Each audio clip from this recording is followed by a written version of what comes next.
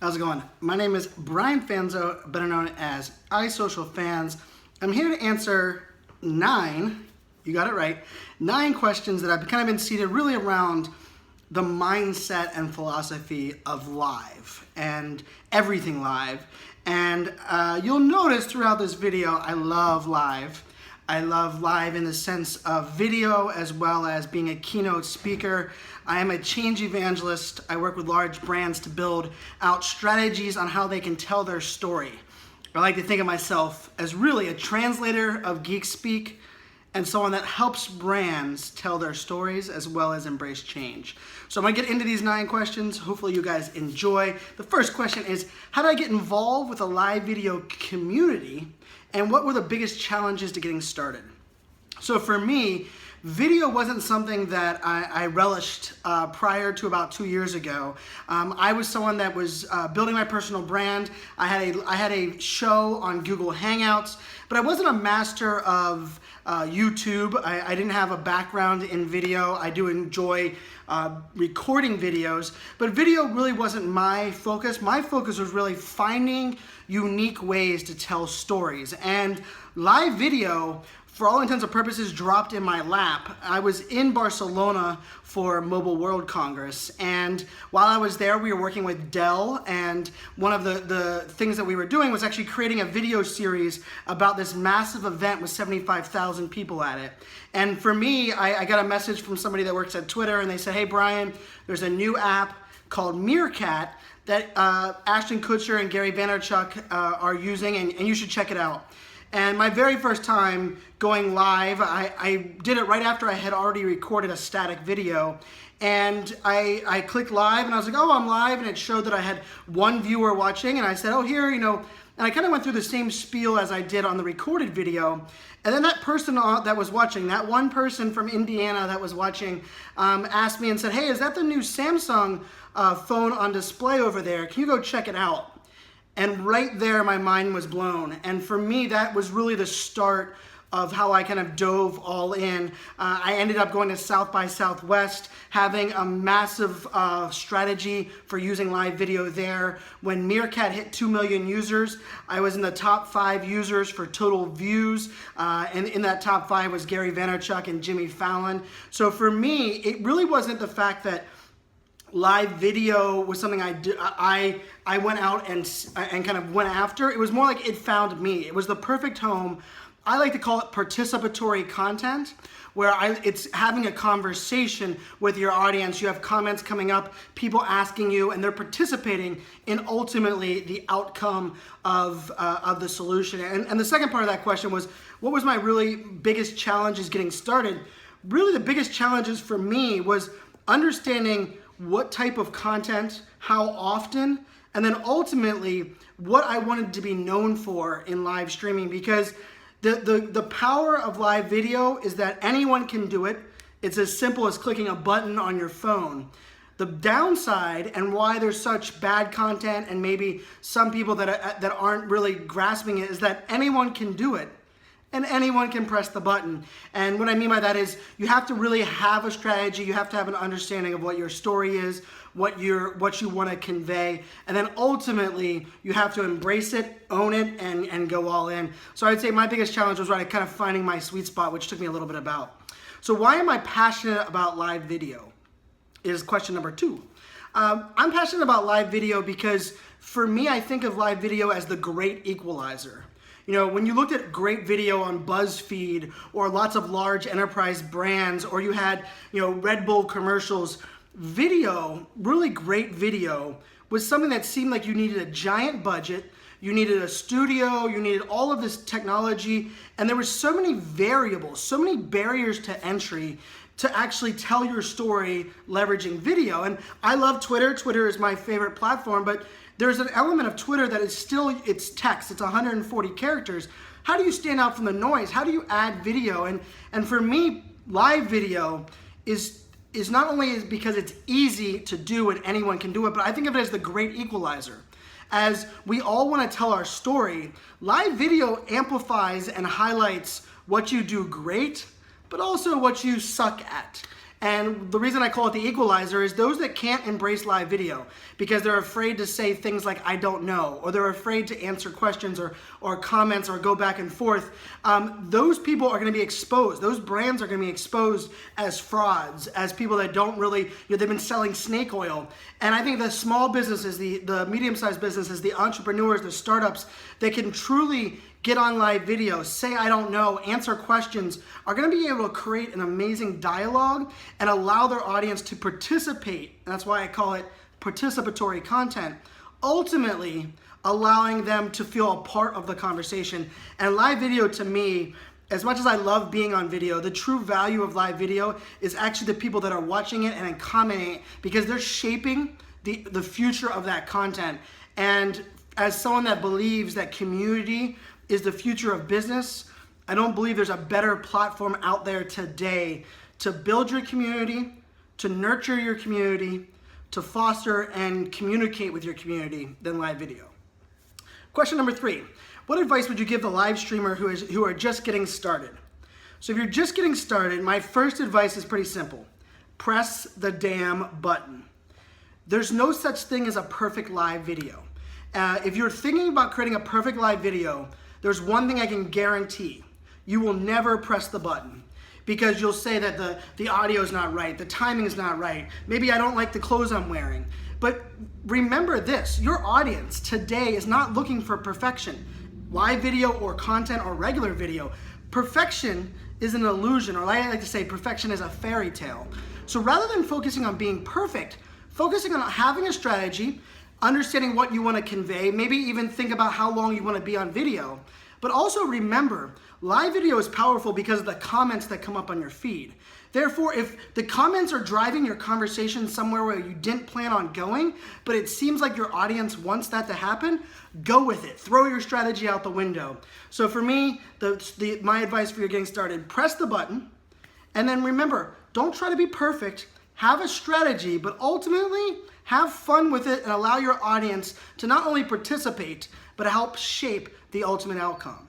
And remember, there's no easy button or quick fix. You're gonna have to try this many, many times. You're gonna have maybe 1 viewer or 5 viewers in your first couple of feeds. My last recommendation is I tell my audience or the people that I coach to put a sticky note in the bottom right-hand corner to cover the amount of viewers, because some people get either overwhelmed by there's a lot of viewers or underwhelmed and they feel like almost like it's not worth their time if there's a little bit amount of viewers. And I like to think that no matter how many viewers are in your feed, you want to provide the ultimate best content and be your best self. So put a sticky note over that number, and then it won't matter how many people are in there or how little people are in there. Ultimately, you'll put your best foot forward, and that's what the audience wants.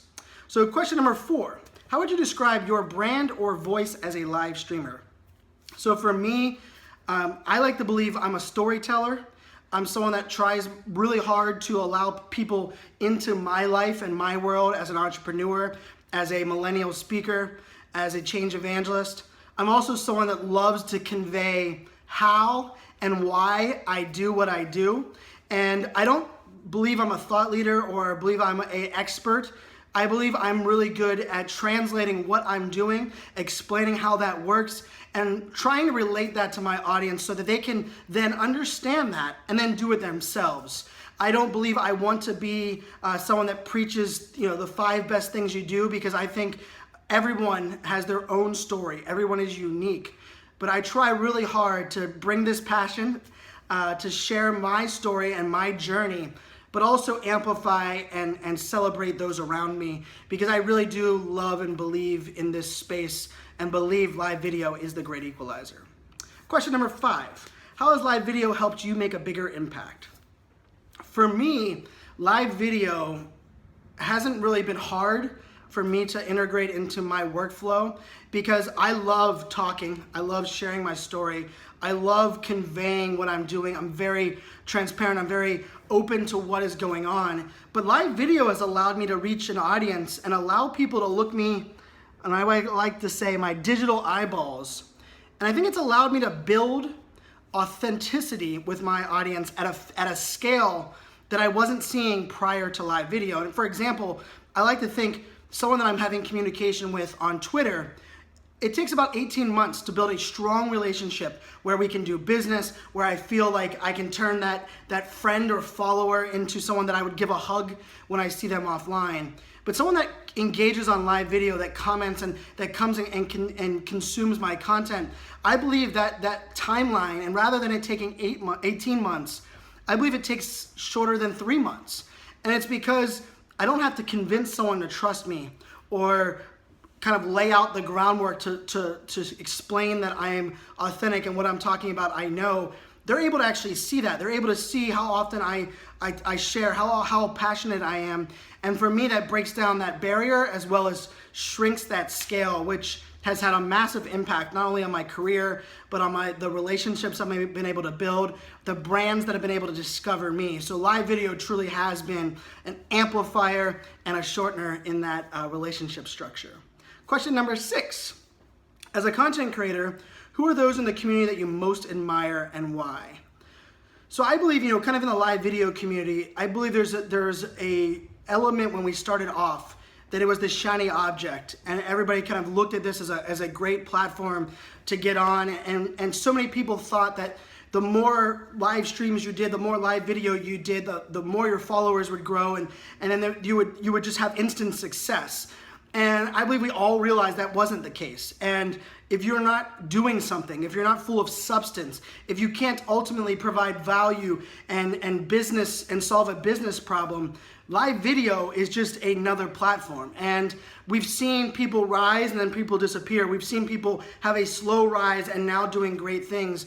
And so for me, I guess for some of the content creators I really respect, of course, there's the Gary Vee, who is someone that has shaped a lot of my mindset and my philosophy. He was early in on Meerkat. He uses Facebook Live and a lot of, in Snapchat, he inspired a lot of what I do on Snapchat. But more of those people that are doing it great today, I like to think of Ryan Bell. Ryan Bell started the Periscope Summit. He then merged that into Summit Live. He does a lot of things really in the live video community and the virtual reality community to push that forward. We are also business partners on Backlamp and Summit Live, trying hard to amplify those great creators. A couple other people that come to mind when I think of great people in this industry, in this space, XOXO Liza, or Liza Morales. She's a hustler, and she's someone that has been doing great things for a long time. And live video has allowed her just another avenue to her Love Bug Nation, which is what she calls her community. And I really think of her as a creator, but someone that has built a strong community and has leveraged live video to really just empower that. Another one that comes to mind is Jeff Goldberg.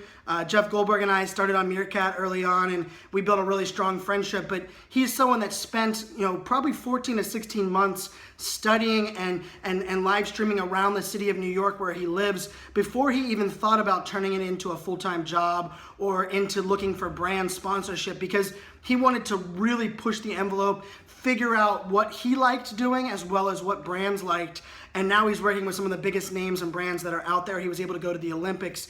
And I really think it's proof that if you're willing to put in the time and invest and understand the platforms, the audience, and the creator itself, that you can do great things in this space. And then a couple other people that really come to mind, international. Australia has done an amazing job of embracing live video. I think Australians are very raw, very open, very friendly, very engaged, and that allows them to be great on here. So you have Dan Moore, you have Mitch Oates, you have some really powerful creators. Chocolate Johnny, who owns a chocolate company called I actually can't remember, Chocolate Johnny on Twitter, and Chocolate Johnny does an amazing job of really leveraging live video to allow his company to grow globally.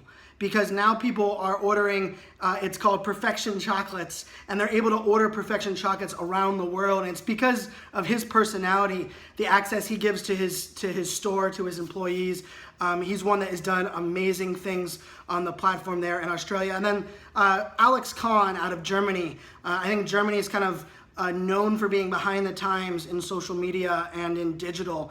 And Alex is an entrepreneur. He's a go-getter. He's a model, an actor, someone and he really has done a great job as well as Alex Pettit. I like to call them the two Alexes in Europe.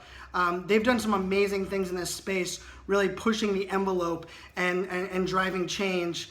And then last but not least, I think there's other platforms as well.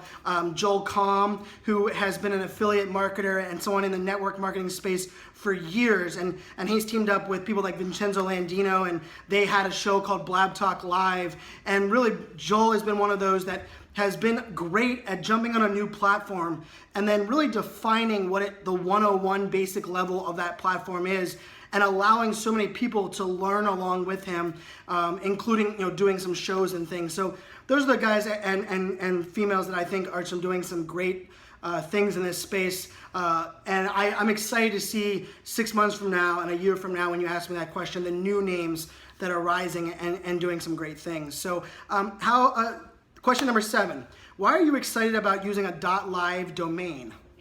So I jumped on actually a .video domain originally, and then .live. I have iSocialFans.live, I have BrianFanzo.live, as well as the 2 podcasts I host, which is SmackTalk.live and ThinkLikeAFan.live. And for me, the .live domain, I preach and I work with people to build their personal brand. And something I always say is that every digital action you take is an element of telling your story. It's building out your digital footprint. And if you're in the live space, it doesn't even have to be live video, live gaming, live interaction with your fans, live conversations with your community. .live for me represents that element of my story, what I convey, and really the mindset and philosophy that I believe in. And that to me is really why the .live domain kind of fits perfectly into my story, into my workflow, and helps me define my digital footprint. Question 8, what's one thing you think your audience doesn't know about you? So for me, one of the things probably that I leverage daily that most people don't know is I played professional poker for a couple years, and I studied probably more than anything else, more than technology, more than live video, more than social media. I really studied the poker, and I loved understanding the human condition and understanding behaviors that humans make. And I use it on live video, when I'm watching someone else's video, watching things like how often they use their hands, if they move close to the video or back from the video. And all of those things allow me to better understand that person's passion, that person's understanding of the topic, their knowledge. And so probably something that most people don't know is that I use my poker skills that I learned at a poker table, the reading people, knowing when to go all in, understanding nonverbal cues. I use that not only when I'm on video or when I'm on stage, but also when I'm watching other people's videos, and probably something most don't know. Where can my fans find me is question number 9, the last question. So I preach consistency. So I already dropped my .live domains, but I'm iSocialFans everywhere and anywhere. iSocialFans, lowercase I, social, and then F-A-N-Z. It's a play on my last name being Fanzo, but iSocialFans on Snapchat, on Periscope, on Facebook Live, my Facebook page, as well as I have iSocialFans.com, which is my website for my speaking and a lot of my blog. I'm iSocialFans on Instagram and every other channel. I believe to stand out from the noise today, you must be consistent, and consistency for me is being consistent with my brand, iSocialFans, across the board. And last but not least, think like a fan, which is my live video philosophy.